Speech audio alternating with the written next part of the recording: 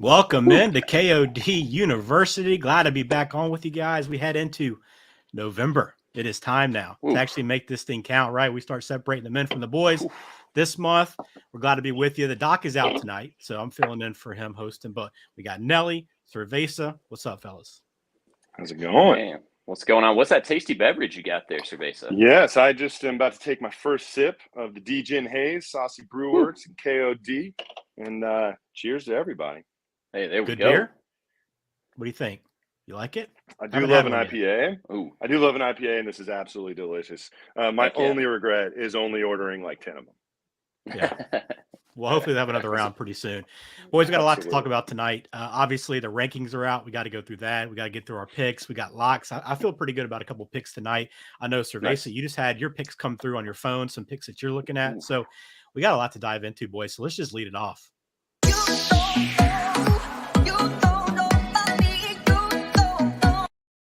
All right, looking at last week's picks, kind of a mixed bag. Doc's best week yet, and he's not here to Oh, bask in man. it.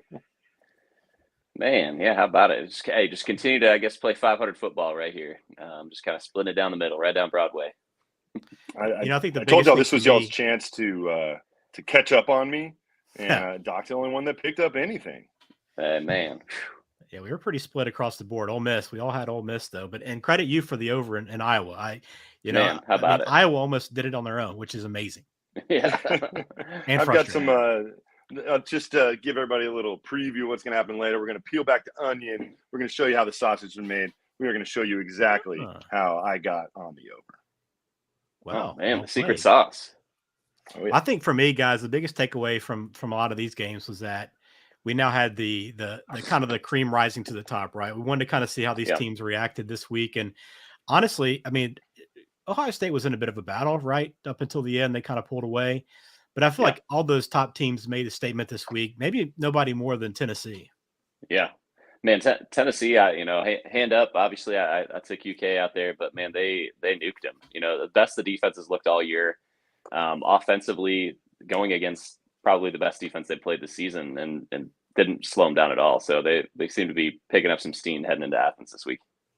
And one of the worries I think probably everybody had for Tennessee, other than DiCaprio, was, are you going to get caught looking ahead? And clearly they did not. I mean, I don't think Kentucky's been smashed like that all season long. And Tennessee looks like a team rounding into form, and they don't look like they're afraid of the big lights and the big stage. Man, No, and I think go ahead. no, man, and like looking at K-State, I mean, they absolutely they put a whomping on them. No doubt about that one. Yeah, we've been talking about Oklahoma State's defense, and it finally came to fruition. I'm just shocked that they didn't score any points in that game. It was ugly start to finish. I feel like we're looking at Oklahoma State or Kansas State or TCU in this segment every single week. The Big 12's been a lot of fun, a lot of points, Yeah, a lot of big no doubt games about all it. happening back to back to back, and there's going to be more of that this week. So the Big 12 actually showing out this year. A fun conference. I think the other fallout from this past week, besides Oklahoma State, Michigan State. Now, Nelly, we didn't have it on our pick board last week, but we talked about the game. It was obviously a big one for you. But where's this rivalry right now? Because we got Tunnelgate, and obviously it was pretty ugly, and I'm sure there's a ton of talk about it back and forth. Seems like it's pretty bad blood at this point. Man, it really, if we look at all this, you zoom back and go back to 2007. So when Mike Hart made his little brother comments, that's first year Mark D'Antonio's coaching there. And he basically, like, if you look inside his soul, he thinks about that quote every single second of the day. And so that really kind of is where the bad blood, the hate, it took a rivalry where teams don't like each other, fans don't like each other, to just pure hatred. So it's escalated to a point now. There's like rumblings of, do we need to take a break on this? Do we need to play this at a neutral site field? Like it's gotten to a crazy point, but it's a really weird situation up there.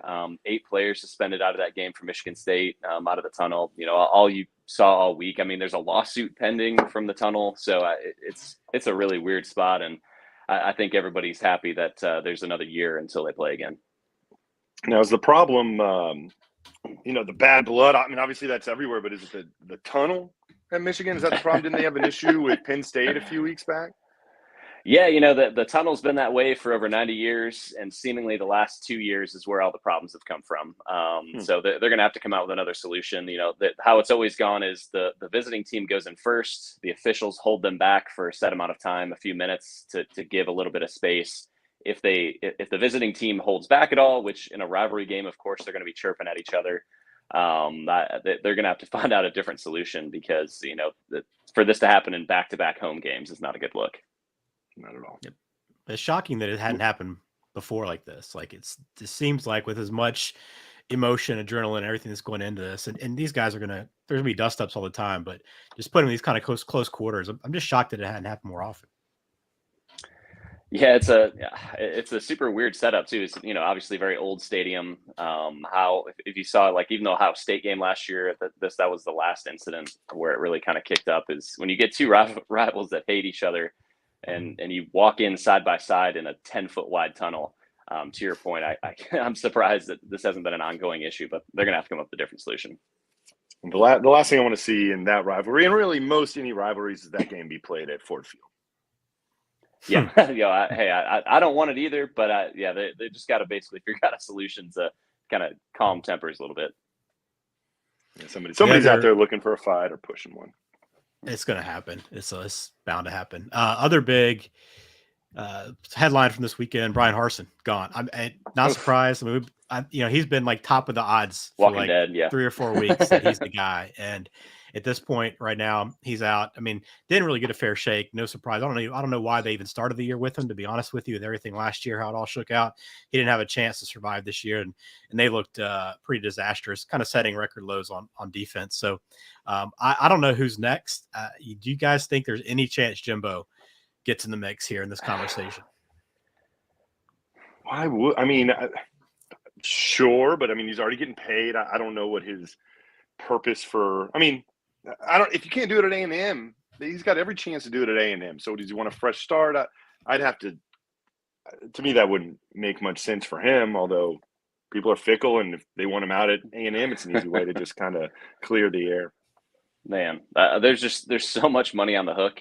But and what's crazy is they just extended him last fall, and so it just added to the hook. But that is getting to be talk about ugly situations. Everybody, the boosters, everybody involved in the front office there, the fans, seemingly the players. I'm sure we're going to start seeing a huge influx of transfer portal guys. It's ugly, and there's seemingly not a way out unless they can get Jimbo to agree to something differently. I don't know where they go. Well, think about this. What if Aggie has like a buyout clause where if he goes somewhere else, then like Auburn would have to buy him out? So how hilarious would it be if at the end of the day, A&M gets paid to get rid of Jimbo? Man, I wonder. Does Kiffin go to Auburn? Well, that's a great question. It seems like there seems to be a little bit of fire there. I just wonder, I mean, is Lane willing to kind of step into that mess? I mean, it seems like he wants to, and would be willing to, but that's a tough spot to be in. The only reason I think maybe he'd want to is like you want to be in that position when Saban finally walks away, right? If you can get into a good spot and kind of cement yourself and be in the early like part of your tenure, and then he transitions out and boom, you kind of swoop in, that would make some sense. But they're throwing out a lot of names, but ultimately it might end up being a guy like Kevin Steele that falls back into that job, which wouldn't excite anybody probably, but maybe a few boosters, but it's something to watch. How about Bill O'Brien? Oh man, Bill O'Brien. He's going to get a job somewhere. He's going to get a job somewhere, and maybe that everybody will be happy from that. But man, look at Auburn. It's a place where, like to your point, Ben, like the Lane would make that jump because it's a place you can win championships. He's.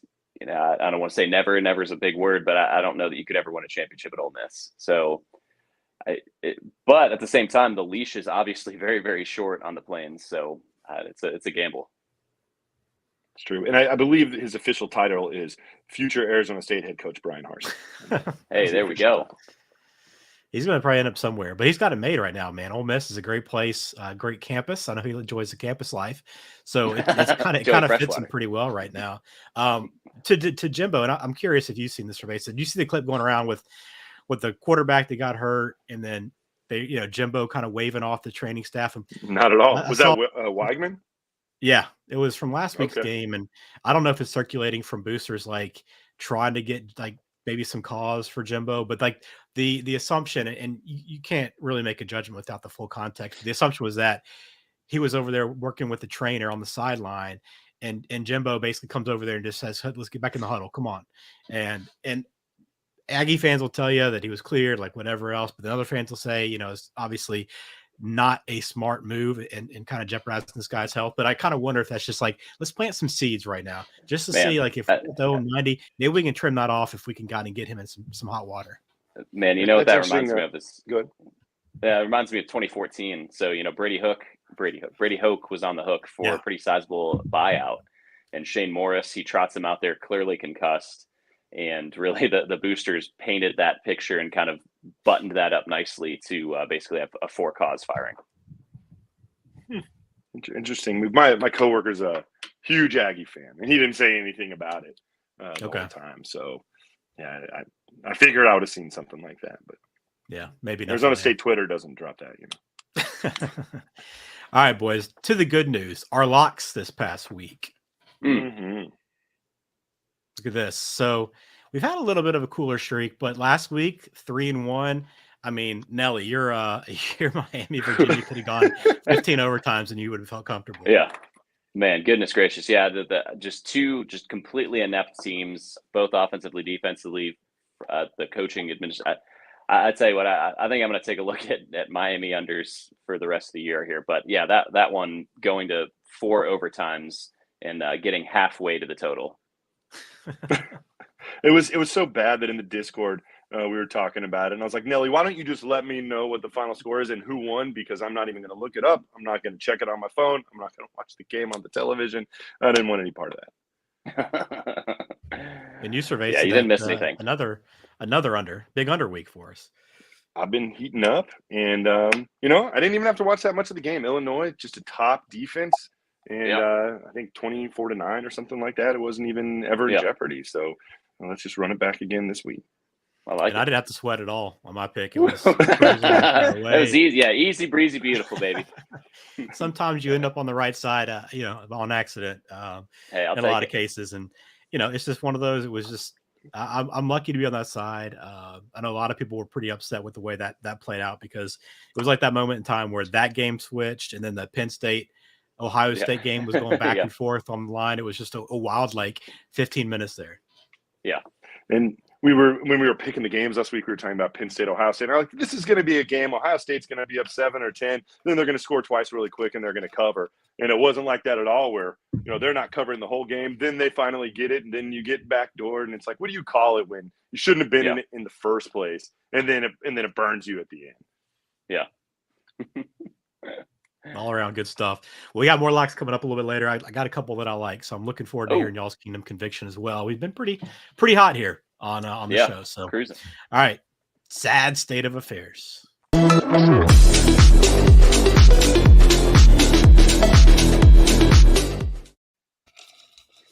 All right. Speaking of not sweating it for a second, this was Spin's best bet of the week. But Nelly, were you going to drop it on us about that game? Man, so I kind of pigeonholed myself into this bet. So I had the TCU money line because I just felt really good about that. Obviously I was eating a lot of juice there, but I wanted to kind of cover my tail end on the other side. Took West Virginia plus 7.5 and felt great about it. As I was getting later into the day, and obviously how that one shook out, kind of like Spen just said, I had Penn State in the other one as well. So it was kind of a weird, Jekyll and Hyde moment of seeing it bounce back and forth. So yeah, it wasn't too sad about that, but very sad for West Virginia fans. Man, what a heartbreaker for them there in Morgantown. Which hey, maybe ultimately in the grand scheme of things, they'll turn that sad into glad if they get rid of Neil Brown. So I think they're hankering for it. And couches were getting burned no matter what. There was no doubt about it. And for whoever didn't see how that ended, they were up 3 or something like that with the last drive. TCU was, and threw basically a Hail Mary with 40 seconds left on 3rd down or 4th down, and they caught it and walked into the end zone for the cover for one and the non-cover for the other. That is for sure. Spin had some ugly, sad state of affairs to get to today.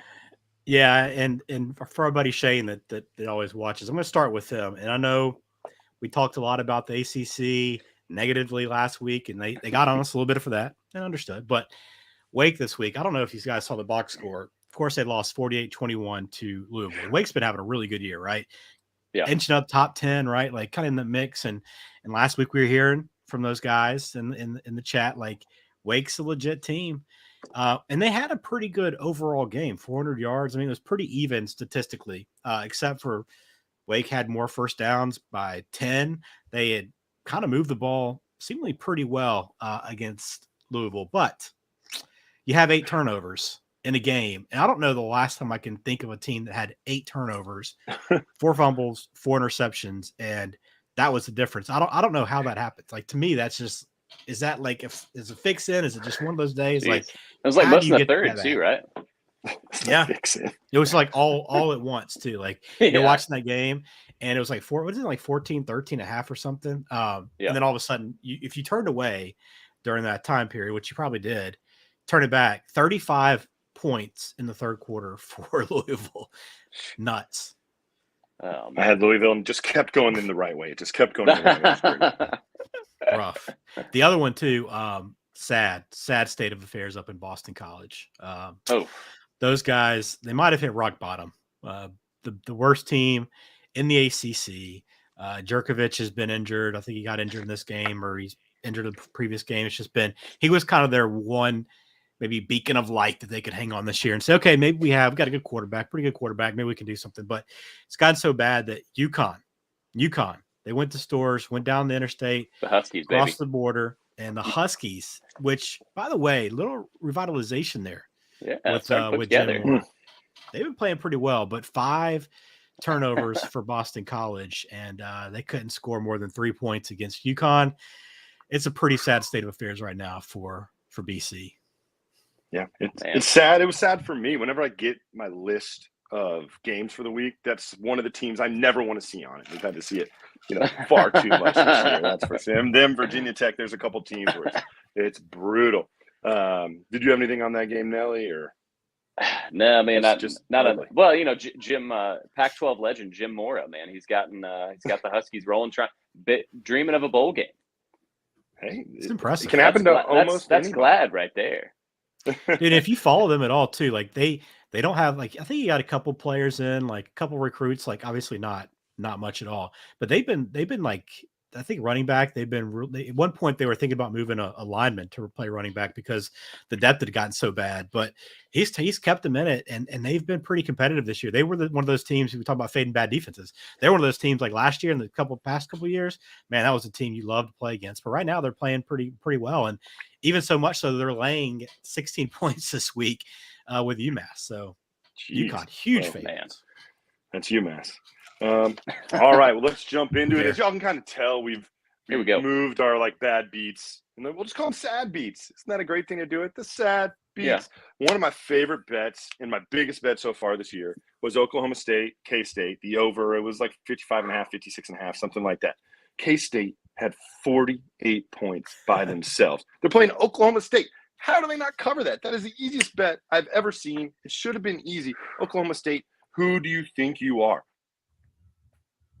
OU, 0 points. I know you're trying to emulate them when they're win and they're great, but you're not supposed to do what they do when they lose to Texas, 49-0. 0 points from Oklahoma State. Doesn't, surveys, it does not cover his biggest bet of the year, and that made me really sad. Another tough bad beat. NC State, Virginia Tech was that Thursday night. It was we had it under 39.5 and under 40. It was 3 time. And a 22-21 NC State victory, just a killer. I mean, that's a game that NC State loves to play those under games, and for that to go over like that was very sad.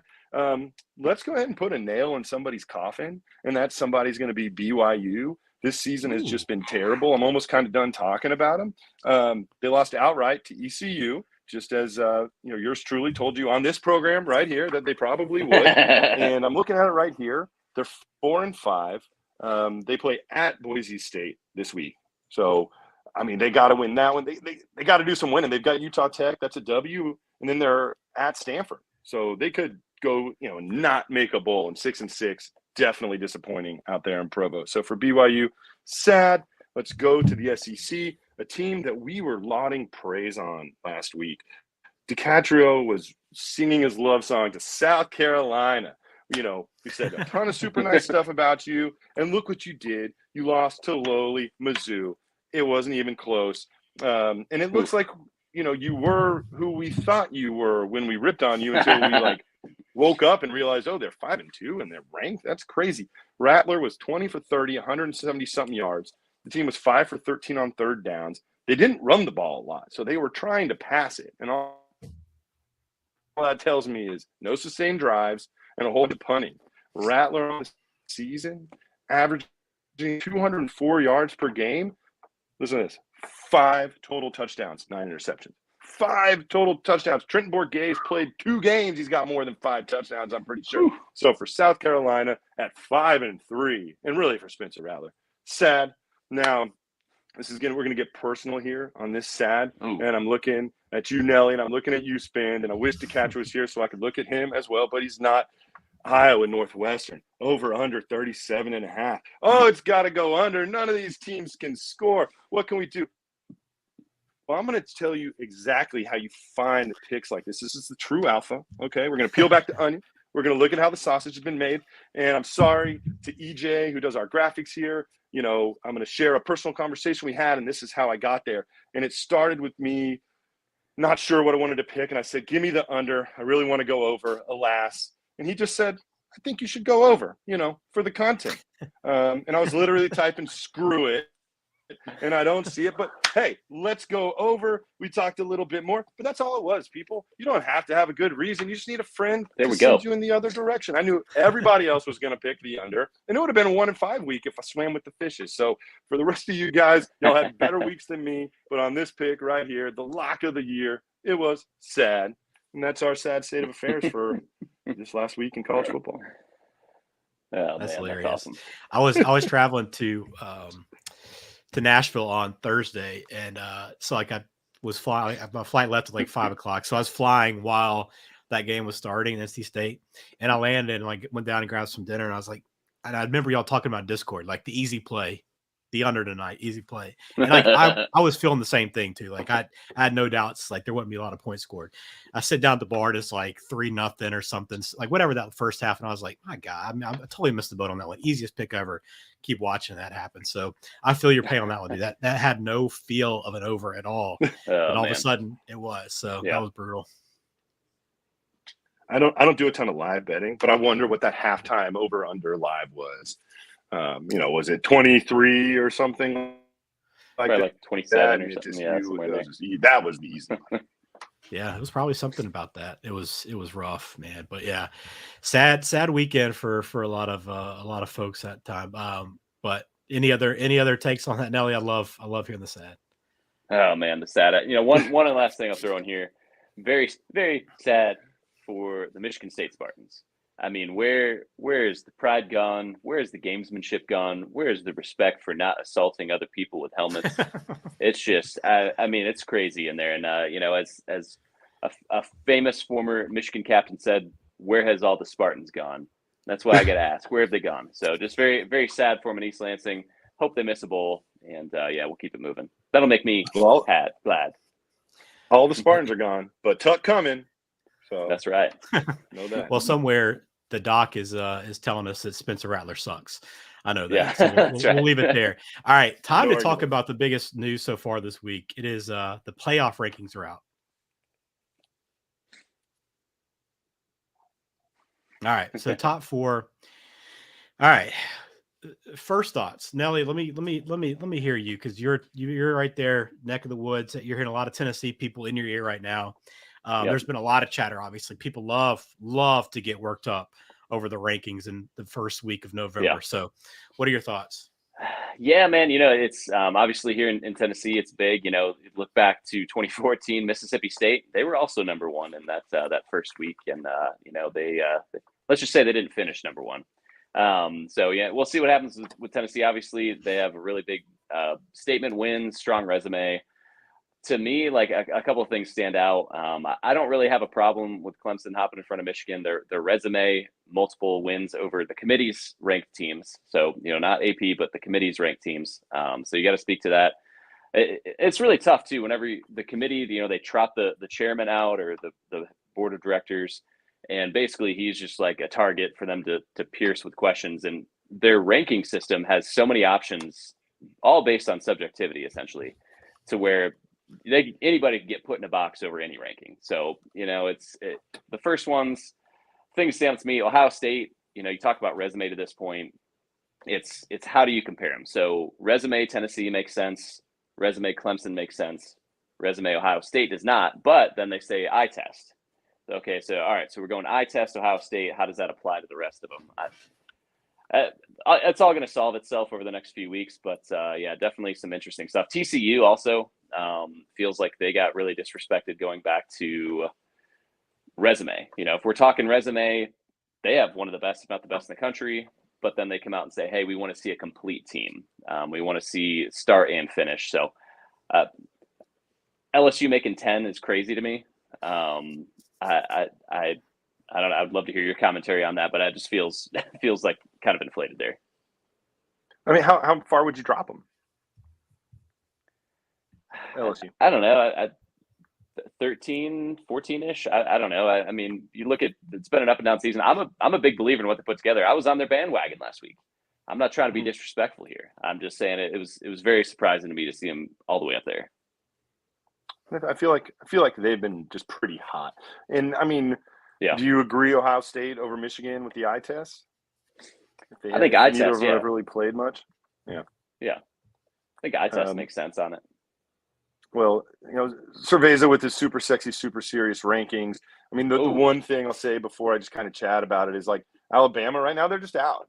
There's too many undefeated conference teams that have been, playing decent to good competition that, listen, if Alabama wins out, they're going to be in the Final Four. So I'm not worried about that. And right now, I've just got them out. And, my rankings look the same as they did last week. Let's talking about hopping. I don't know if Horned Toads hop, but, let's get them into that top four. And like I've been saying for weeks, Tennessee number 1, Georgia number 2, Ohio State number 3, TCU number 4. The only reason I'm giving them the edge over Clemson is I just feel like they're a little more exciting. I mean, they've had to come from behind also a little bit more, but I just think they're just a little bit more explosive. Although, I wouldn't argue over Clemson over them. And then, Michigan in 6, like they basically had 2 bye weeks in a row. And I just wouldn't move them up. So, but like you said, it'll all work itself out. One thing that's interesting to me is, Oregon and SC sitting there at 8 and 9. Yeah. And UCLA in striking distance. I mean, when's the last time there was 3 Pac-12 teams in the top 12? Yeah, I mean, then Utah's right there behind them too. So yeah. I mean, I can't. TCU does have a gripe, and I do feel like TCU probably is pretty frustrated with the system right now, just with the past history, because they do have a pretty good resume when you look at it compared to their teams. And listen, I get it; they should probably be ahead of Alabama, but again, it does. I don't know what. Do you guys think it should be best teams or most deserving teams? That's what it comes down to a lot of times. Yeah. When fans are arguing. Yeah. Yeah, because it's you talk about. Yeah, I mean, like say in my head, if Alabama played TCU, what would be the line in that game? Like Alabama would probably be 7-point favorite. But 10 or 11 probably. Yeah. So, but if you look at what they've done so far, like losses have to count, right? I think that they've said that to some degree. But I don't know. It's tough. You think, same thing back to Clemson, when you look at Vegas rankings, analytics, Clemson definitely based on their resume deserves to be at 4, but against the top 5, they would all be touchdown or more underdogs, from Vegas. So it's like, how do you weigh all that out? We all lived in the world where, to me, my favorite thing about college football, and this is when you were only playing like 11 games, was going undefeated and winning the national championship. And I didn't even have a problem. I mean, what was like 12, but I didn't have a problem when Michigan is splitting a national championship. What was that with Nebraska? Like, there's too many teams. You don't get to play them all. Obviously, we're solving that with the playoffs, and things have been different for a long time. But like, to me, romantically, I want to see perfect seasons. That to me is what it's all about. And so when we're talking about getting Alabama in there, you know, it's not like TCU's in this decrepit conference that has no business being up there. I mean, they played a bunch of ranked teams and they beat them, and the same with Clemson. And so right now, that's how I look at it. It is an interesting argument just because, yeah, I think they played, you know, Alabama probably, you know, could put a whooping on them. And this, you know, and this isn't Alabama's best work. So I wonder if part of it too is being tired of seeing the same team every year. I mean, if they're the best team, they're the best team. There's nothing I can do about it, or any of us can do about it. But, you know, a year without Alabama, you know, 2 out of 3 of us are going to survive. I just love the arguments that I hear, and if it was any other team, I'd be tired of it too, right? I get the fatigue. I can respect it, but it does make me laugh when I see people talking about. And to your point, Nelly, SEC bias in the rankings a little bit. Maybe it is, maybe it isn't, but I love that the argument's always we want to prop up Alabama to make sure that Alabama could play the St. Mary's team of the blind, right? The rest of the year, and then win the SEC championship, and they're in the playoff. It doesn't matter if LSU's ranked 10th right now or 20th. Like they have to win to get in. That's bottom line, because they're going to play a team in the championship game that's going to justify that ranking. But to Casey's point, like if you're a Clemson fan, I'm curious if you're, and you could even weigh in on this too now, like as a Michigan, Ohio State fan, if you're behind and you're watching this Tennessee Georgia game right now, who are you pulling for? What do you want to see happen this weekend? What helps you? Man, it's so tough on that because like one of my main takeaways with Tennessee at 1 is it feels like almost no matter what, that means Tennessee is going to be in the playoff. Like that kind of is how that feels. They're like set up for that. To where if they lose to Georgia and win out, they'll be 11-1. They drop to 4. Flip side of that, they beat Georgia, play an SEC championship game, lose to Alabama. Will they be penalized for splitting the season with them? I still think they would end. So to me, this game is much more important, I guess, for Tennessee to be competitive in it. Whereas the flip side, I guess, what I would hope for with how that shakes out is Georgia blows the doors off them to kind of create that separation a little bit. I don't think that's going to happen, but I guess that's what I would be cheering for, is someone in that, like someone trying to get in. You're also you're lucky to be living in a world where it's like just win and you're in. You know, whoever loses their game, Michigan, Ohio State, like it's probably not going to sneak in to the playoff. So, you know, it doesn't really matter as long as you win that game. You'll be dancing. Yeah, I don't know. And to your point, Nelly, I don't know that if Tennessee loses and Alabama wins the SEC championship, I still don't think Tennessee gets in. If Tennessee is not playing for the championship and Georgia has 1 loss, but the head-to-head and Alabama has the SEC championship, just in that one scenario, I still think Tennessee is the odd man out, unless the only other option is and I don't see them being in over an undefeated team. But if you look at it, and you can make the argument, you're talking about 3 of the top 5 teams in the country in that one scenario. So don't get all worked up about me putting Alabama in there for anybody listening. But just in that one scenario, they're 3 of the top 5 teams. So in that case, let's say Clemson barely gets by Notre Dame this weekend, and then maybe barely gets by North Carolina in the ACC championship game. Like by the eye test specifically, is there any chance an undefeated Clemson? I know Cerveza, you're already weighing in that you love the perfect dream season, right? But is there any chance that in that scenario, those 1-loss SEC teams, and I know you're going to hate to hear it, get in over an undefeated Clemson? I don't know that would happen, but I think it would be a worthy debate. Well, how about this? How about Clemson loses? And how about TCU? We know they're going to lose by a field goal in their last game before a playoff. So what about those 2 teams losing? And then now there's 3 SEC teams playing against the Big Ten. Yeah, man, I think the committee is all like on pins and needles, hoping everything is kind of just chalked down the line, because I think that that would be set up for the greatest like argument for the rest of college football, is if there's like 7 1-loss teams and like 2 undefeated. It would just be chaos, which would be cool to watch. But I think the committee is hoping for not that. 3 SEC teams in that final, 4. That's how A&M gets their buyout. That's true. That would pay them off, wouldn't it? I don't know. We got a long way to go, but it definitely feels it always works itself out, right? but it definitely feels like there's 6 teams. I'll give you TCU too. 7 teams that do feel head and shoulders, I think, a clear divide to where you could see like these teams kind of dominating the rest of the way, especially Michigan, Ohio State. It feels like they're clearly going to run the table, and Clemson should. Now, this weekend obviously is a big test, but it still looks like they're all going to be pretty big favorites all the way to the end. So if you want chaos, that's what you should be rooting for. And it might even actually push them to move that expanded playoffs up a year or two as well. Yeah. Well, and I mean, don't, here come the eye rolls for sure, but let's look at Oregon, been cruising. They're going to smoke Colorado this week. Then they got Washington. Then they got Utah and Oregon in a ranked Oregon State. So, I mean, if they can, blow through those 4, that's just another team sitting there with 1 loss. And I mean, hey, they'd probably be sitting there number 5, odd man out, depending on what else happens. But they've got a route to be on that edge.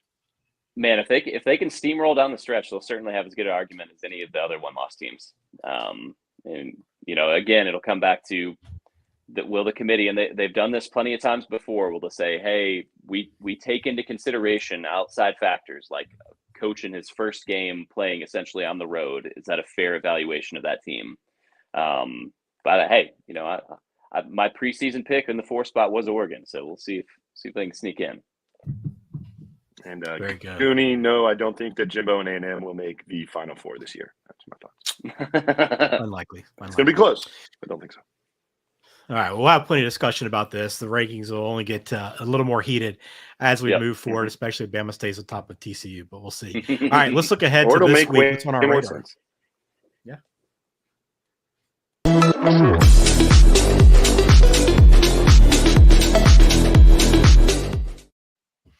All right, so Vaser, what you watching this weekend? I'm going to stay in the Big 12. I'm going to stay close to home. And we got Baylor at Oklahoma. Baylor, who is a sexy pick. I think a lot of people on the show had Baylor maybe winning the Big 12. I hadn't really believed in them all year, but I've really liked what I've seen out of the last 2 weeks. So they're in 4th place right now in the Big 12, like 1 game back from being in the Big 12 championship game. Their next 4 is brutal. At Oklahoma versus Kansas State versus TCU and at Texas. So, I mean, if you win 3 of those games, maybe you're in that Big 12 championship because you're playing a bunch of the teams in front of you. And they've looked very good and very in control the last couple of weeks against Kansas and Tech, just kind of from start to finish businessmen-like.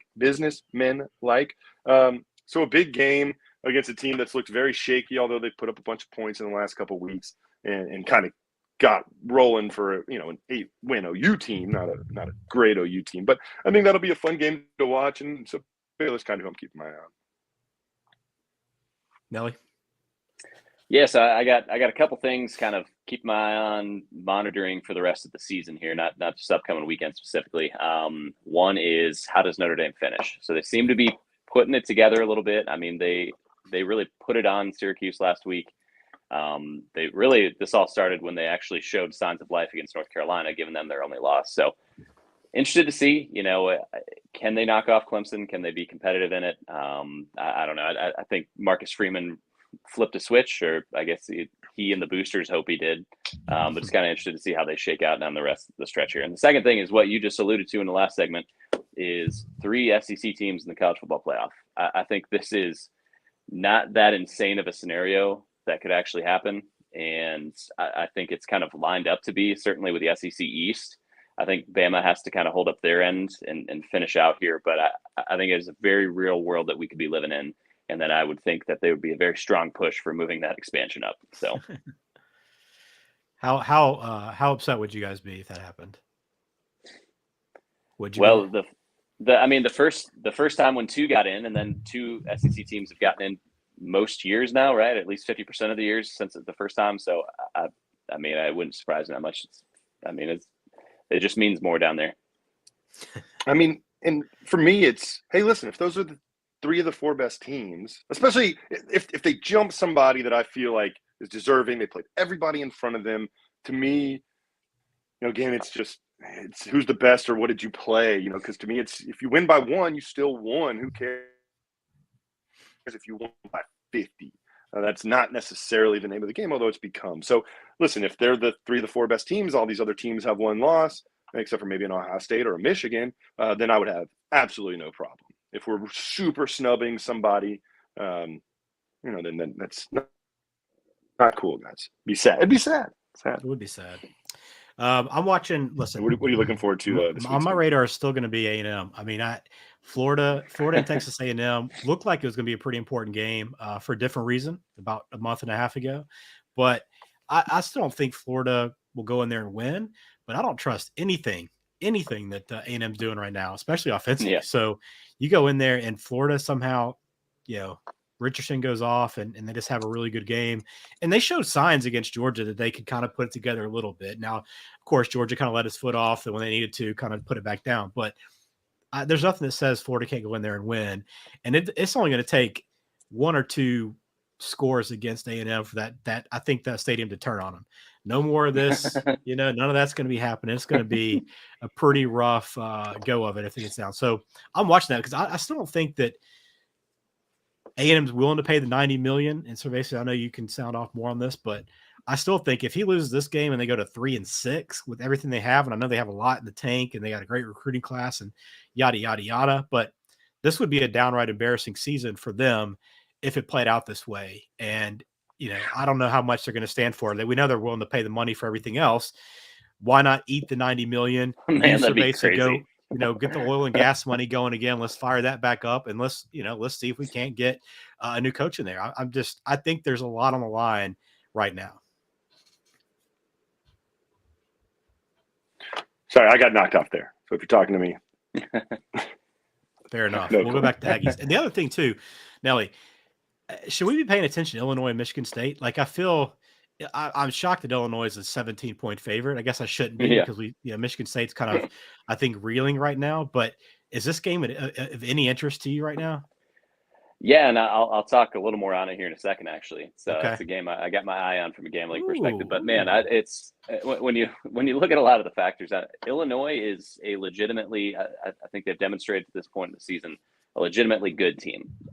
They, unless something goes right, defense travels, the run game travels, that the West is terrible. So they're set up really well. Michigan State is reeling, having to go to Champaign after we just pummeled them, after all the off the field nonsense. It's a really tough spot. 17 is insane to think. If you told someone coming into this season, Michigan State going to Champaign, they'd be a 17-point underdog. No one would ever believe you. So, but hey, Brett Bielema's got them rolling there, man. He's created them into an image of his own likeness. He loves them. Yeah, I don't know what's going to happen down there, but it's one I think of a little bit of interest just to see if Illinois can actually finish this deal off and get to the Big Ten championship. All right, time for some conviction. Let's talk about some a little bit of alpha that we like to share here on the show.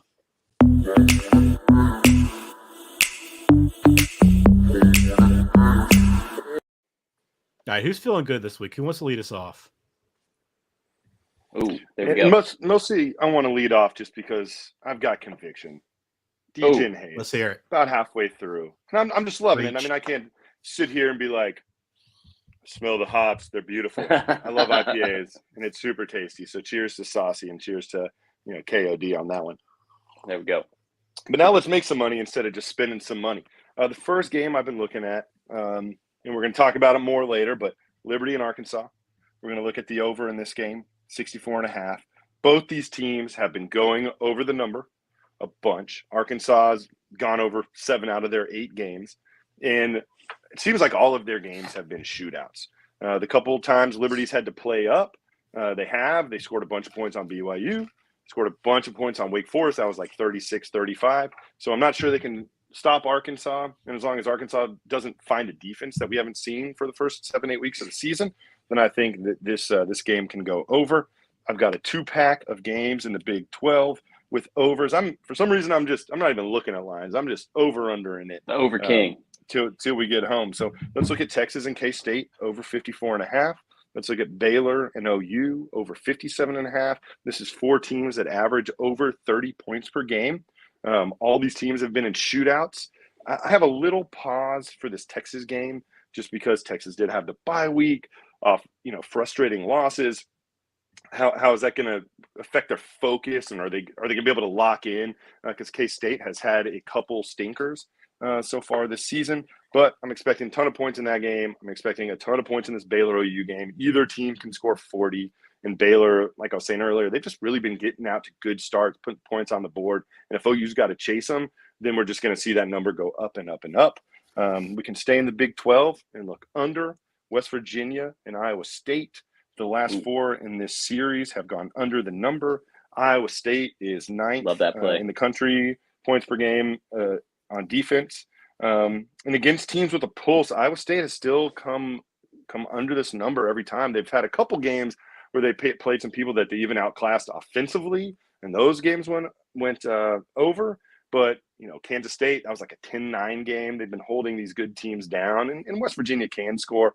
And then in the SEC, Florida and A&M, under 54. Not knowing too much about Wegman has me worried a little bit because I think he might be able to make some plays that they hadn't got. But A&M's been a house of horrors on defense. Kyle Field. Florida's beat up injury-wise. They just went through a battle with Georgia. Are they going to be able to come out and score 30 points, or is it just going to be another game that A&M just shuts a team down in Kyle Field? And when Florida's been playing offensively challenged teams, they tend to stay under the number. So that's my little 5-pack there. Liberty, Arkansas over 64.5. Texas, K-State over 54.5. Baylor, OU over 57.5. West Virginia, Iowa State under 50. And Florida and A&M under 54. I like that. Thank you. Nelly, what you looking at? All right, so I got 3 for you. One is the Liberty Arkansas over. So absolutely with you on that, my brother. Had that same stat. They're 7-1 to the over on the season. Liberty has gone over on every road game this year. So we got to like those trends. 64.5. Arkansas's defense is horrific. Specifically the pass defense. I'll throw some more stats later when we get into that matchup, but this is all set up well for this money to go over. Second one is the Michigan State Illinois under. It's under 44.5, so that's a Big Ten classic right there. It's a low total, but a couple things to look at. Illinois is 5-1 against the spread on the under this year, and as a favorite. And then when you look at Michigan State against Big Ten opponents, I'm gonna throw the Wisconsin game out because that was went to double overtime. If you even want to include it, they're scoring 11 points a game in Big Ten play. They've just been horrific offensively. Illinois is a bad matchup for them. They're essentially Michigan light, so it should expect kind of a similar kind of ground and pound, just suffocate the game. Chase Brown will get his 150 yards and a touchdown or two, but love the under in that one.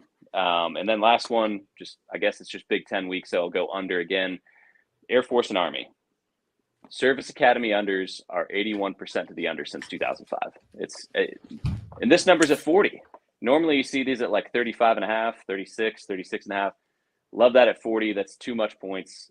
This one's going to end 13-6.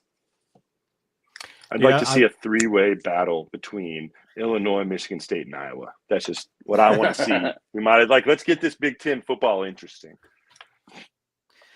That Service Academy under, this one just looks dangerous. I don't know. It's just because Army's defense has not been very good, and they can move the ball a little bit. I like that Maryland, Wisconsin over. I think could be a pretty nice little play too.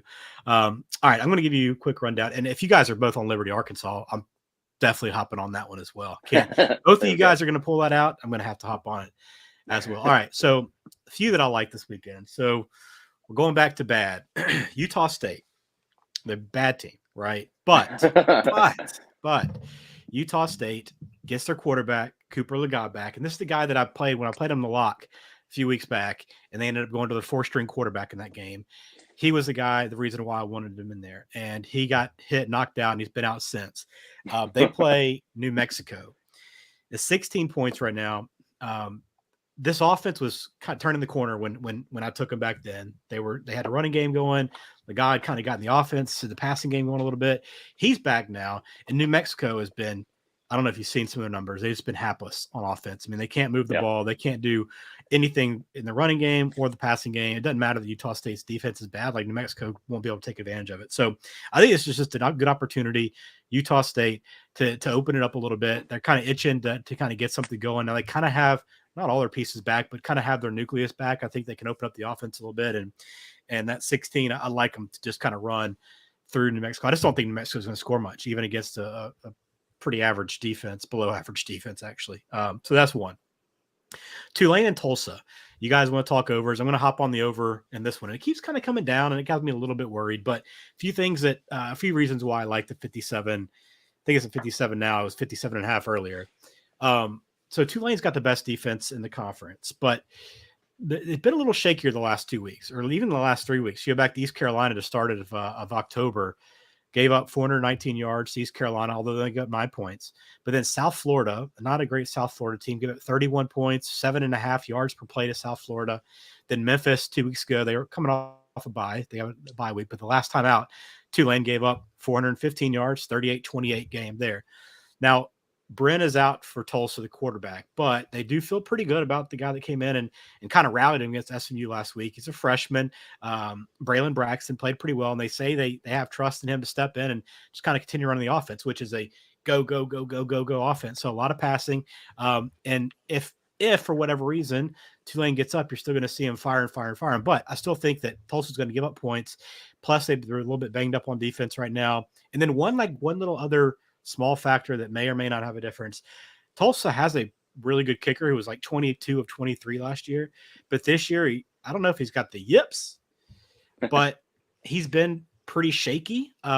Missed a couple more field goals last time. They still say they trust him, but I almost feel like it's one of those spots where if it comes down and you're at the 20, 25-yard line, let's just go for it. We got the offense. We're going to need to score points. So maybe it's just a little more push that might backfire. You might lose points that way, but I think it's just more of an aggressive style there. So I just think it's going to be a little bit back and forth. I've heard some people talking about the under in this, but I just see it a little bit differently. So going with the over. Let me say something really quick. That's a handicap. That's an awesome handicap. I love that. That's it. Thank you. We'll see if it actually pays off. Save the applause. Those are the things you got to look for to find the extra points. I mean, maybe it happens, maybe it doesn't, but that's a good reason to make that bet. I like that. I like it. I love it. All right. And then UMass, UConn. I think under 40. I think it's two bad teams that are going to run a lot. UMass is just a bad offense. They might be the worst offense in the country. Colorado State definitely has an argument. New Mexico has an argument, but UMass has been right there as one of the worst. And it's going to be kind of a grounded out. UConn doesn't throw the ball a lot. If they get over 100 yards passing, 150 is is a really big day for them. So I just think you have a lot of running game here, and this could be easily a 24-6 game. Something like that. I just don't see UMass scoring a whole lot. I think their team total is like 12 this weekend. So not a lot expected from them anyway. So UConn's playing well. I think they're fired up, and I think this is when they come out and play pretty well. And then one more on the West Coast, late game, last game of the night. I think Hawaii and Fresno State. We got to stick with the Mountain West, right? We do. We got to. Fresno State gets back Jay Kaner. You might have seen it last week. He got back. He threw 3 touchdowns, and they had a tight game against San Diego State, but they're still in the mix for the conference. So this is a great chance for them to open it up. And Hawaii's still awful, right, on defense, and they travel to Fresno State, so they're off the island. Everything sets up for this thing to be Fresno State just going go. I don't know exactly which way I'm going with it yet. I kind of like the 27. I think Fresno, I think they can run them out of the gym if they want to, but I'm kind of leaning more towards the team total, which is 40.5 right now. A lot of juice on that one, so it'll probably kick up to 41 or 42. But I just think Fresno State's going to open it up and might even look when we get close to the weekend, maybe first quarter on that one, team total over, maybe a first half team total over. It might just be a little bit of that across the board. So those are a few of the ones. I had one more, but I'm saving it for a lock that I'm gonna tuck away. I'll have a couple bonus nuggets to go with my lock a little bit later, but those are the ones I like. Any thoughts? Well, I have a question for the people listening and watching at home. This UMass UConn game. Okay, you're feeling great. You bet the under 40. Do you have to watch that game? Is it perfectly within the rules to go spend time with your family or watch a different game? I just want to let the people know if they make that bet instead of watching. Yeah, I think you probably only find it on ESPN Plus, so you might have to have a mobile device, or I guess you could pull up your smart TV. But yeah, that's one that you, unless it was your lock of the week, like when I was sitting there watching that Utah State game a few weeks back, and it was down to their 4th string quarterback, and it was no offense, and we were just hammering the live under because it was so bad. You kind of stick with it if it's your lock, because you got to come back on here and justify your pick. But if it's not your Okay. lock and it's just one of a handful of plays, just shut it off, check the score later, and hopefully it's a low-scoring game. You That's heard it right. here It's first, like me. folks. It's like me a few weeks ago watching that Vandy Mizzou game in a tuxedo, looked like an asshole. So you just gotta stick it out when you believe in it. You got to. My favorite part is like, what are you watching? Is Tennessee on or some major game? And you're just like, Mizzou, Vandy. Unbelievable. Hey, you gotta believe, baby. All right. D-Gens Any other convictions you guys got? All right, let's move on. Big games this weekend. Let's start going through them.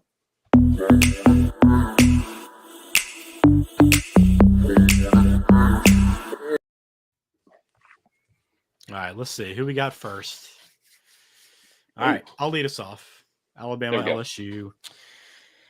I mean, this number, Alabama on the road, still is kind of a thing. Still makes me a little bit nervous. I still don't have a great feel for this team, to be honest with you. Like, they have all the talent, but they have still make mistakes. They, take care of teams when they have to. And LSU's playing a little bit better. But I think the one spot I think where Alabama can make a difference is just in the pass rush. I think LSU's not great along the offensive line. They don't keep your boy Daniels upright a ton.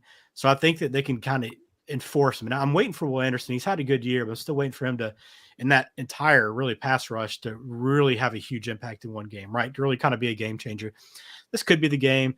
And I'm curious too. Eli Ricks is a big game for Eli Ricks. I don't know if you watched much of that last game out for Alabama 2 weeks ago, where he actually got a chance to play the LSU transfer cornerback, got a chance to play finally against Mississippi State and played really, really well, to the point where it's like, I don't know if he's been in the doghouse. Like, I don't know what the deal is. I don't know why he hasn't been on the field some more.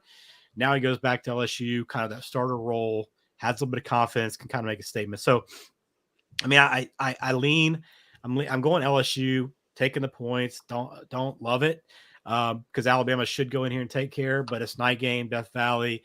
LSU will have something for Alabama. If they can just not make mistakes, they could take care of us and cover. But I'll take the points. Maybe that is the question. Something I didn't really think about. When Daniels is at ASU, you're sitting there thinking, "Oh, what would happen if we played Alabama?" And the question is, when Alabama gets the pressure on him, when he needs to get out of the pocket, make a play, maybe run, is he going to have the daylight that he's had this season? And so that'll be the big question. I was looking at his numbers next to Bryce Young's numbers. Obviously, he's got a game on Bryce Young, but they're actually pretty neck and neck, same amount of touchdowns. Again, he's got the extra game, and 9 of them are on the ground. But he's been playing very competently. Both teams off the bye week, give a little edge for Death Valley at night, as DeCatcher would say, the real Death Valley. And Alabama's kind of owned this series. They're favored in 15 consecutive games, 12-3 straight up, 9-6 against the spread. But as we've discussed, this is not one of Alabama's best teams over the last decade plus. Still a great team, but I think LSU's shown enough, and hopefully Kelly could have used his bye week the way we know Nick Saban used his, and I will take the 13.5 points with LSU. And hopefully I will not be able to watch this game because I'll be at a game 6. But this is going to be an awesome game. I was really looking forward to skipping my high school reunion and watching Tennessee, Georgia, and then this game. So maybe I'll be able to catch a little bit of it. Man, there we go. Well, I can't believe I'm the only one on here going the other way. So I saw the 13.5. I felt like that number could have been higher. I know it's a road favorite on there. I just feel like it's going to be a late cover. I don't feel great about it. Looking at the last 5 games, Bama's been a 10+ point favorite, 4-1 against the spread. Coming out of a bye, they've been pretty good. 2 things that I really stand out to me on Bama is how fast they score. So if they look at all their touchdown drives this year, they've averaged 2 minutes and 11 seconds. And they've averaged 6 yards of play. So they can score and they can score quickly. There's no doubt about that.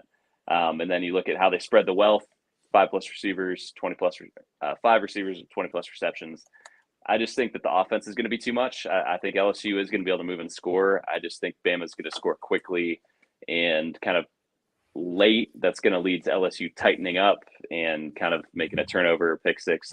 I feel like it's a backdoor cover. I don't feel like really strong taking all these, laying these points, but that's where I ended up.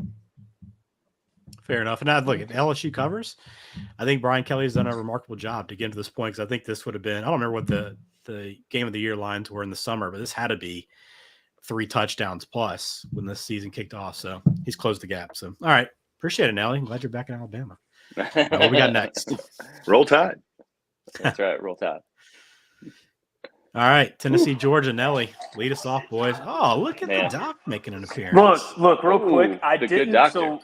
So I didn't plan this. I actually told Jigga this evening.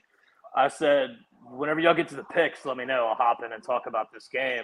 And it just so Okay. happens Houston just scored 5 runs. So it's kind of like perfect timing.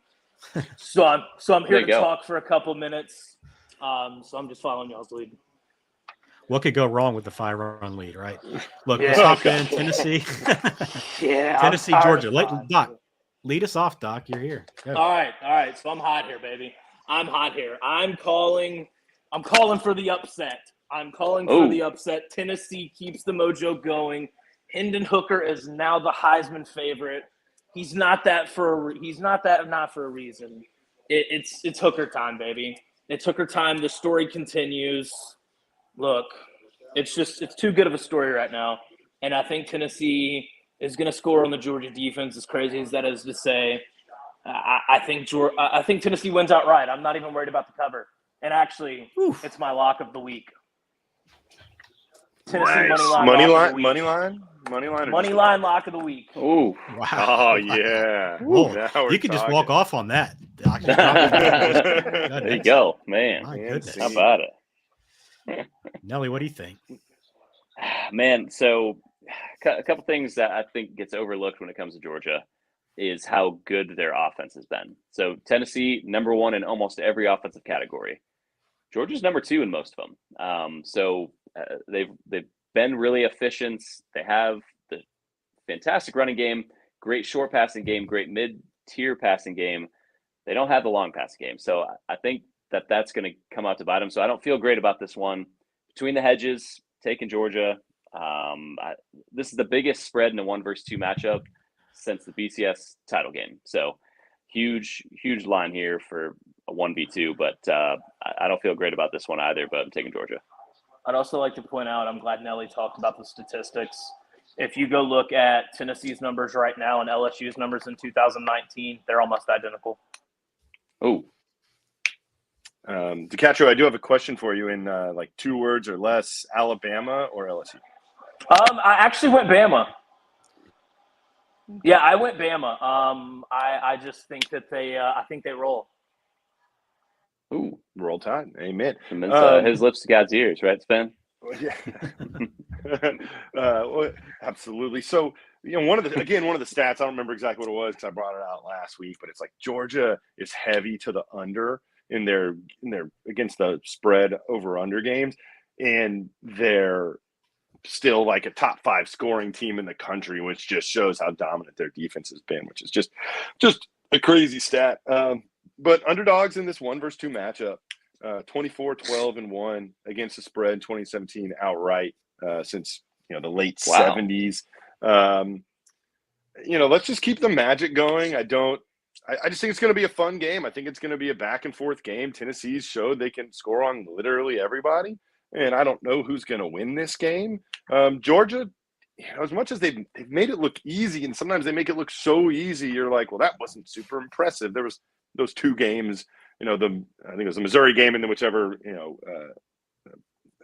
weak team they played before that. Kent State, Kent State. So, I mean, I'm just, let's have some fun and let's take Tennessee in the 8.5, and we don't have to feel good about it. Hey, I made this all on my own. EJ didn't help me with this one, but let's go. That is fun. I'm going with look. I think Doc, the LSU comparison, it kind of has that feel to it, right? It just seems like a magical season for Tennessee right now. And I don't think Hooker's a Joe Burrow. I know you love him, but I don't think he's Joe Burrow. But he's got some damn good receivers that he can throw it to, so he can make him look like Joe Burrow quite a bit. I just think it's too much. To me, this is too much. And it felt like that Alabama game was, what was that one? It was 11.5, 12.5, whatever it was. Mm-hmm. Just, again, it makes it seem like Georgia here is the play with it being like this. But Tennessee has shown that they can play with anybody, I think, at this point. And I think they have a lot to prove still being at number 1. I know the target's on their back, but I don't think like this – it doesn't feel to me like they've gotten to a point like Mississippi State back 7 years ago, whatever it was, where it's like, oh man, we've reached the pinnacle. Like it was a good ride. Like if we can ride it out one more week, great, but we're not going to probably be a playoff team. Tennessee's got a different feel to it. They've got all the talent. So I'm taking 8.5 points here. I hope I'm wrong because I don't really care much for Tennessee, but I'm going to take the points and see what happens. Question. Interesting note. Yeah, go ahead. Is Tennessee the most – I'm going to word this in a weird way. Is Tennessee one of the most, like, underrated number one teams in recent memory? Like, as crazy as that is to say. Like, no, I agree. would, like how you feel about it, or like how it like, surprises you that they're there. Yeah. Yeah, you know what I'm saying? Well, I think part of that is like, okay, let's talk about like who has been the number one teams over the last like 5 or 6 years. It's Ohio State, it's Clemson, it's Alabama, it's Georgia. I feel like there's somebody else. I mean, you know, LSU's had their time and stuff. And so it's like you're used to those teams performing year after year after year. You're used to them being in that spot. Tennessee seemingly came out of nowhere. So I would think that's the difference. They haven't proved it enough that you're like, oh, I feel really confident.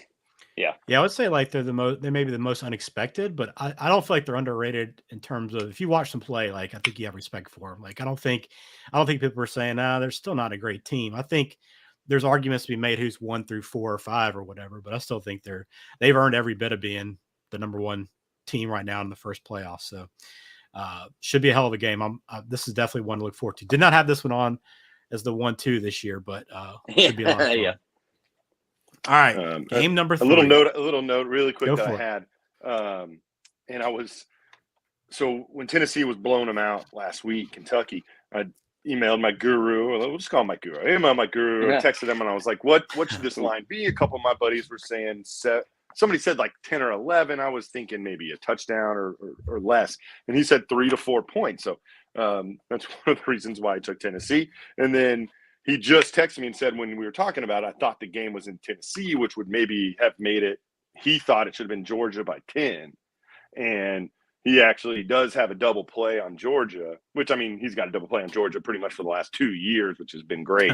And he's got it, -7 and -8. So, that's from the guru, not from, Cerveza's brilliant mind of let's just take the points. Well, you got the hook, so you're good there. Hey, I'm feeling good. It's gonna land 8 like that Georgia game last week. Landed 22, and I had 22 and a half. Yeah. Beautiful.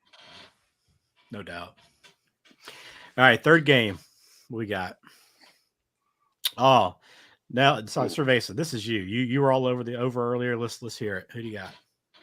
Yeah, I mean, let's stick with Liberty. Like I said, Arkansas has been giving up a bunch of points. They've been playing high-scoring games. Liberty is not going to be afraid. They've gone to BYU. Played Wake Forest. Liberty is off a bye.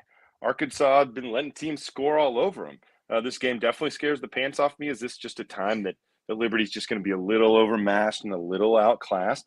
But Liberty's been there. Like I said, they're not going to be afraid. And Arkansas hasn't won a game this year, I believe, by more than 17. Maybe there was like some blowout against somebody that shouldn't have been in the game with them. But Arkansas has been letting teams keep up with him. So I'm just I don't know if I'm going money line this time like I did in Provo, but let's take Liberty in the points. Nelly. Oh man, yeah.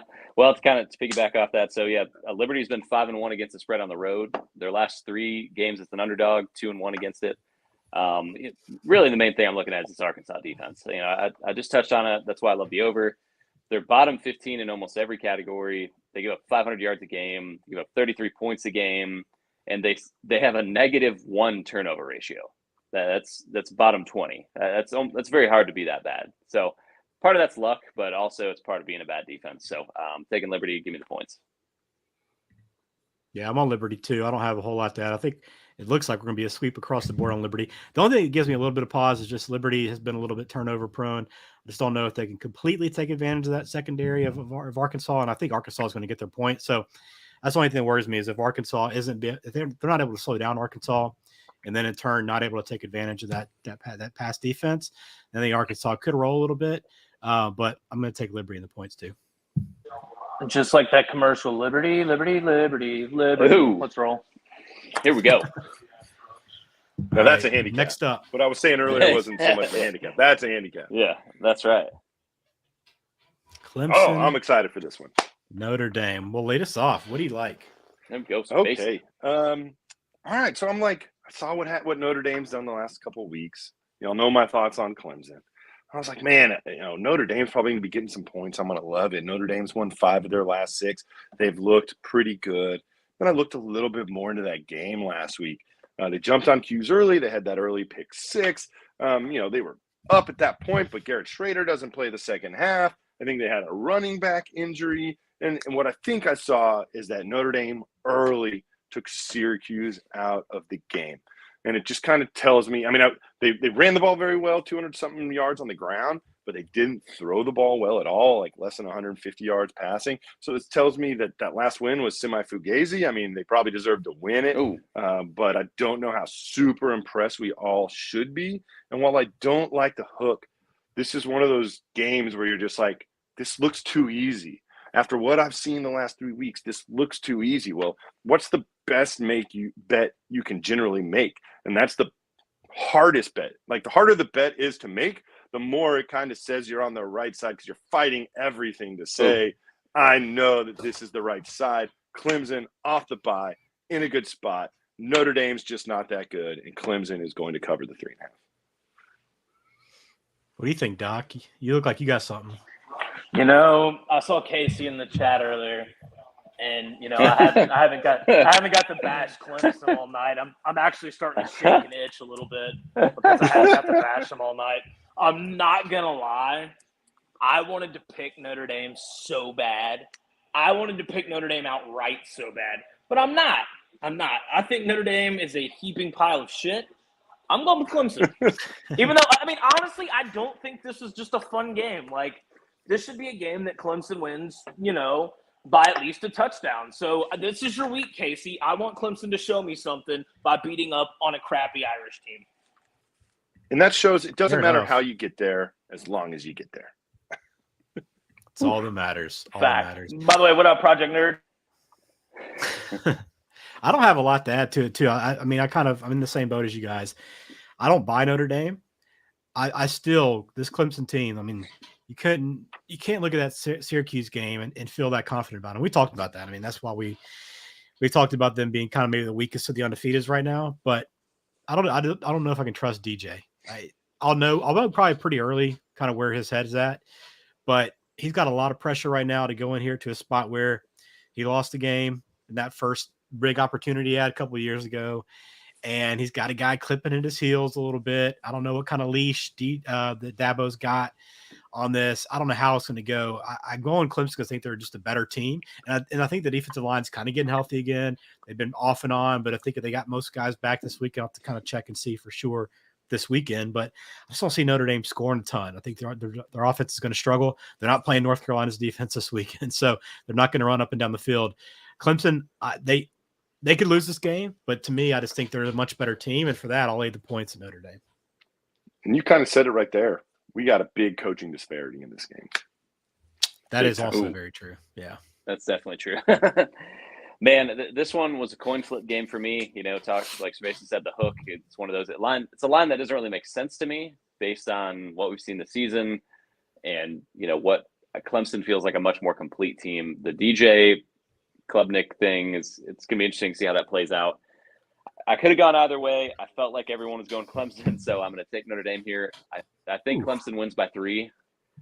I don't feel great. This is my least confident pick of the week here, but I'll give you a couple things to at least what I talked myself into.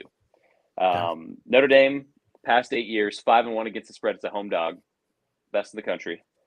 Notre Dame rush defense is top 20 in the yards per game, yards per carry. I think that they can slow down the running game enough to keep it competitive. And you flip around to the other side, Notre Dame is top 5 in the country in limiting tackles for loss. So, the line's been able to keep them upright. I think it'll be important against this Clemson pass rush. So I think it's competitive. I think it's going to be a super ugly game. That's why you see that 44 total there. But I'll take Notre Dame, I guess. That's where I'm at. I like it. Conviction, baby. Conviction. All right. What we got next? Wake and NC State. Wake 4.5-point favorites going across state. I'll lead us off since this is my backyard. There we go. Look, Wake, we talked about it in the sad state of affairs. 8 turnovers a week ago. No way it goes that bad again, right?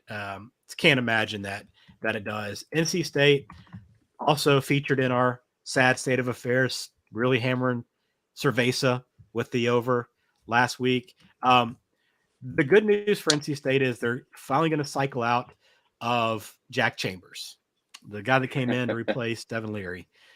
I thought he could bring something to that offense, but could not have been more wrong.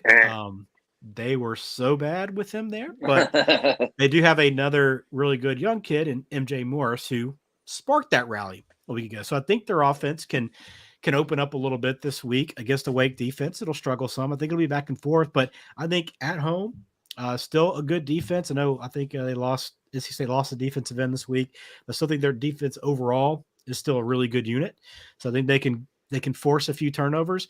It's tough to back a young quarterback like that, but I'm going MJ Morris to spark this Wolfpack offense and pull the upset here.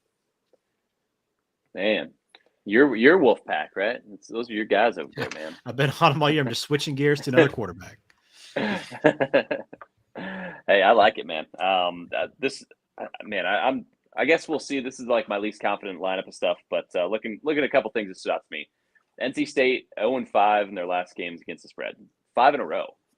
And then you flip to the other side, Wake 6-2, best in the ACC, top 3 in the country, covering 4-0 their after a loss against the spread. I think their pass offense is good enough to take advantage of NC State, and I'm kind of banking on the backup quarterback situation, maybe going in a different direction for my side of things. But I'll take Wake the Demons. Just in this safe space here, because I don't want MJ to hear either. He's kind of my enemy right now based on him blowing that under. I've got very little feel here. Like you were talking about, 8 turnovers. That's just not going to happen again. So do not take my advice here. If you like Wake Forest for other reasons, go ahead. But Sam Hartman's going to bounce back. Wake Forest -4.5. This was my least confident pick of the week. This was my coin flip of the week. I'm just rolling with Wake, honestly. Oh, Wake the Demons. This is one of those games that you can see go like 100 different directions. No real way. Be a fun game. What to tell? But yeah, it should be a pretty good one. All right, anybody has alpha, throw it in the Discord.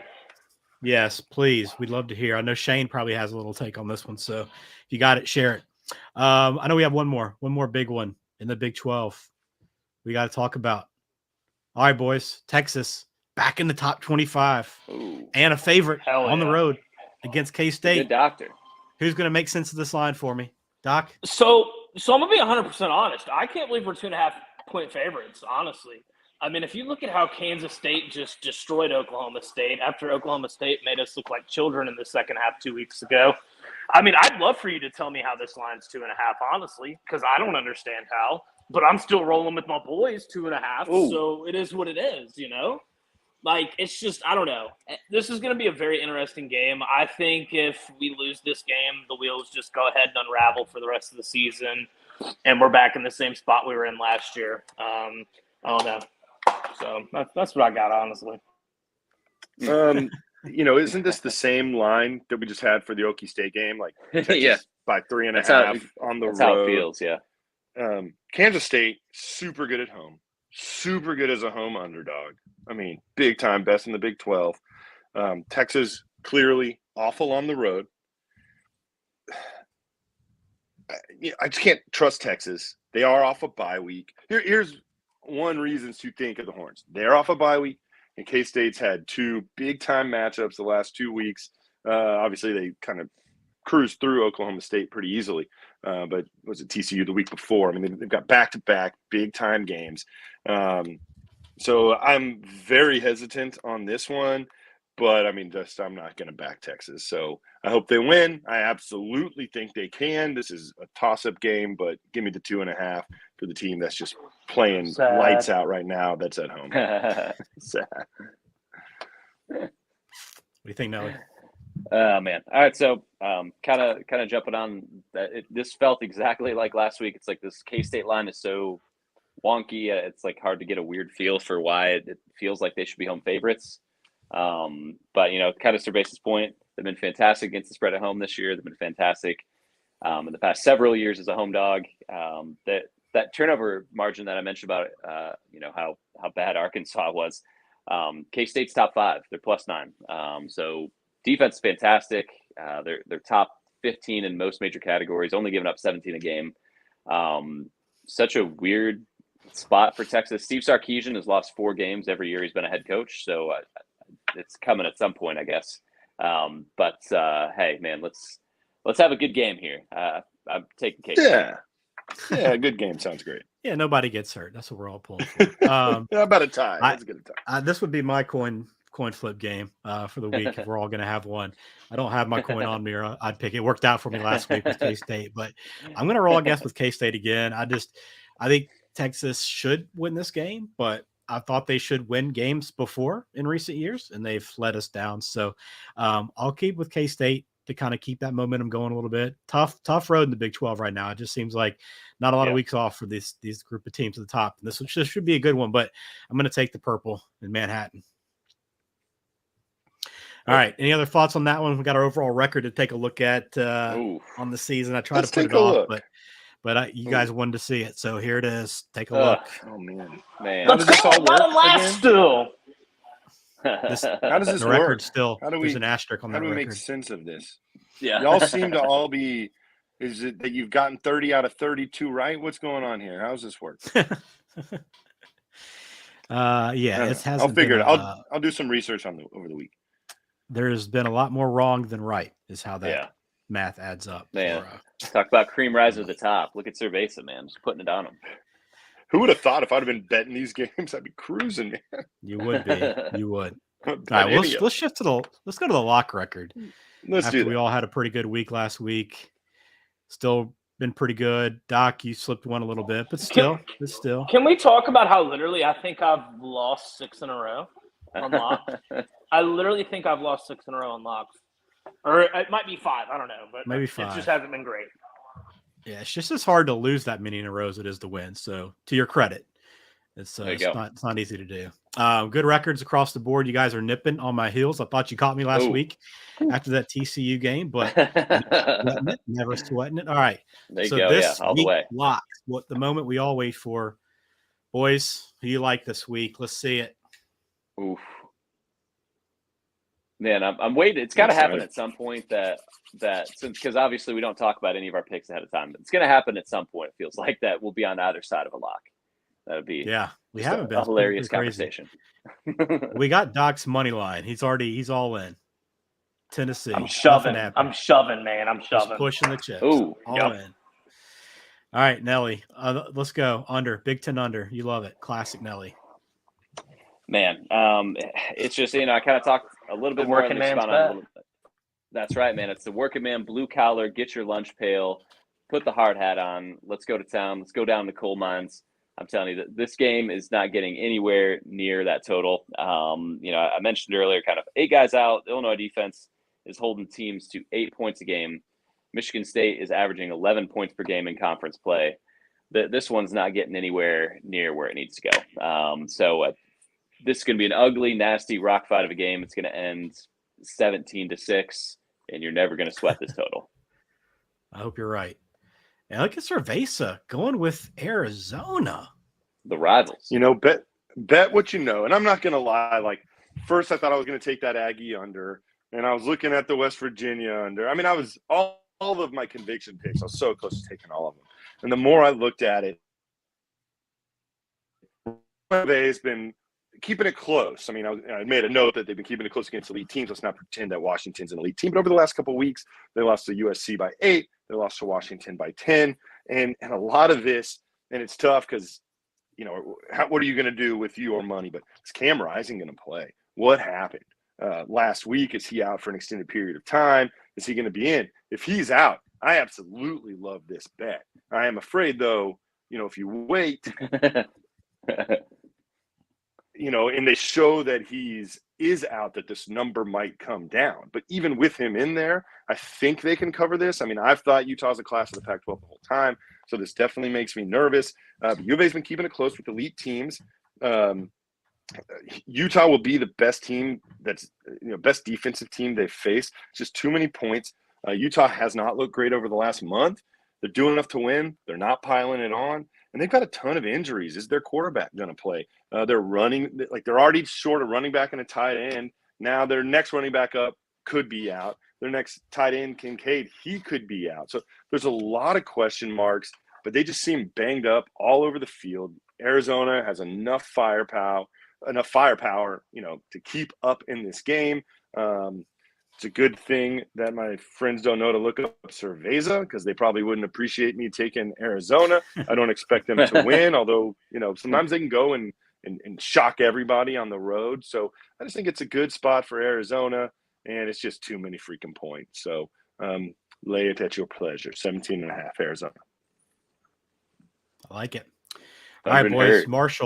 Marshall is the pick this week. So I started to go under in this game. This is going to be another one of my convictions, but I didn't want to just spill it all back then. So first off, a couple things here. ODU's defense is bad. We love to fade bad defenses, number one. Marshall's offense hasn't been much better recently, but they've made a change in quarterback. This new kid they have starting to kind of get the rhythm going a little bit. The offense shows signs of life the last couple of weeks. So trending the right direction. And what's better than a bad offense facing a bad defense? It's just a recipe for a little success and just kind of get it right at the right moment. So a couple things here, though, that kind of concern me a little bit why I like the under. Marshall has been one of the worst teams in the country in converting in the red zone. Now, again, playing a bad defense, that helps you out a little bit, right? So I kind of wave that off. But a couple stats, a couple things that I really like Marshall for matchup-wise here, which is why I'm honing on it, because I think it matches up really well. Marshall first nationally in third down conversion defense. They get off the field. Their defense gets off the field more than anybody else. Old Dominion, well, they go off the field. Only two teams are worse than they are in third down conversions. They're 129th in third down conversions. So one team's specialty, one team's weakness. Marshall should be able to exploit them and keep them off the field right there. And a big part of that, too, is Old Dominion has a really good tight end, a guy that's getting some NFL interest. He got hurt last week. He's out. Big loss for them. He's a big part of their offense. So you take away one of their key pieces there. I think it only hurts them a little bit more. So I just think Old Dominion's going to have trouble scoring in this game. And I think Marshall will get the offense going a little bit. They got kind of new life with this young quarterback. They're going against a bad defense. I know it's on the road. I love that baby blue Monarch color. It's a beautiful jersey. But I'm fading them. I'm going Marshall, laying the 3 points on the road. Also, like the under 46.5, if we're going to go ahead and parlay it. I'm not going to go as ballsy as Doc and lay a money line here on the lock. But if you want a little bit of a parlay, maybe the under and Marshall there. But I like the Thundering Herd here to take care of business against Old Dominion with this 3 points. So that's what I'm rolling with. But I think to your point, Cerveza, you asked me about my pick. I gotta ask you, was Florida State the game you're asking me if I was looking at another 7.5 point road favorite? Yeah, where did my notes go? Yes, I think they're playing Miami, right? Yeah. Well, there was another game that was like North Carolina. Yeah. And North Carolina. I thought I saw it at 7.5. Yeah. Man, I flip-flopped. Was it North Carolina, Virginia, 7.5? Yeah. There were two. Yeah. I flip-flopped that as my lock in this one. That would be a conviction I had to. North Carolina it's minus 7.5. Virginia is a mediocre at best defense, but look at that offense. They still have not scored more than 20 points against an FBS team. So bad. That offense from North Carolina, top in the ACC in yards, top in offense, top in scoring. They are going to boat race Virginia. Love that pick. Glad you brought that up, Cerveza. If I can throw out a very disappointing game against two disappointing teams, we've got Georgia Tech versus Virginia Tech this weekend. So I hope nobody watches that. Well, boys, great show, great picks. Let's see if we can't go 4-0 on our locks this week. Amen. Hope y'all enjoy the rest of this Astros game. Y'all can secure this one, hopefully. Maybe get back to Houston potentially. Maybe a game 6 for Cerveza. Is that next Wednesday, Cerveza? Just a little heads up. No, it's not next Wednesday. This is tomorrow, Saturday, and Sunday. Okay. So we will have you no matter what next week. All right. There we go. Fair enough. There's a quick recap. A look at our picks this week. We are all across the board once more. We're all on Liberty. The fight and fall wells, as Casey said. Everybody on Liberty means Arkansas is going to roll. Yeah, Absolutely. absolutely. All right, anything y'all. you guys Y'all have a want good to evening. sell on the way out? Just see y'all in Discord All right. on Saturday. Yeah. Be See there. y'all in there. Two top 10 matchups this weekend. Let's enjoy it. Great weekend of football. Yeah, going to be a lot Big of fun time, in big Discord. time. We'll have more picks, more alpha there. So thanks for watching. KODU. Have a night.